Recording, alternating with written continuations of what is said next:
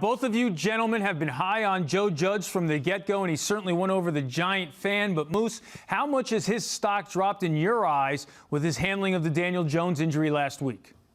Yeah, it's a misstep. I mean, there's no doubt. I mean, listen, he can still coach, and he's set a new program, and he's been a sign of culture change down there for the Giants. There's no question that has not changed. But this is a mistake, and it's a bad mistake, and he continues to compound the mistake. Should never have played against Arizona. Now you have a little bit more clarity about why they had the idea of maybe putting Colt McCoy second half of that game, because Daniel Jones suffered an ankle injury in the second quarter. So you're looking at a quarterback, Sal, who we've been very, very critical of him not being able to take care of the football, right? He doesn't really survey the field. He's not a pure pocket passer. So I'm going to go into a game where my offensive line last week got thoroughly embarrassed against the Cleveland Browns, and I'm going to have a limited quarterback, not only recovering from a hamstring injury, but also now dealing with an ankle injury. And I can't run the RPO stuff. I can't use his speed. I can't use his athleticism. I can't use his legs. Listen, you can't play him. I mean, that's really what it comes down to for the Giants. You cannot play Daniel Jones. I don't care how close you are to the playoffs here, how meaningful that game is Sunday night.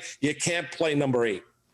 It doesn't make any sense, and it hasn't for weeks. You heard, once you knew that it was a hamstring, we've been around long enough, Moose. We're not doctors by any stretch, but you know that these hamstrings can be problems. And what happens? You think it's going to heal in a couple of weeks? It's not. And Joe Judge did something that he's been doing the complete opposite of. One of the reasons why Joe Judge has been successful is he's putting his players in positions to succeed. Putting Daniel Jones out there without the ability to be mobile, which is one of his great strengths, if not at this point in his career, his greatest strength, that's not putting him in a position to succeed. So it made zero sense to have him go out there against the Cardinals, even more so now where he's banged up again with the ankle. So I get that they're desperate. They want to make the postseason, but why would you put him out there? You just won a game in Seattle with Colt McCoy.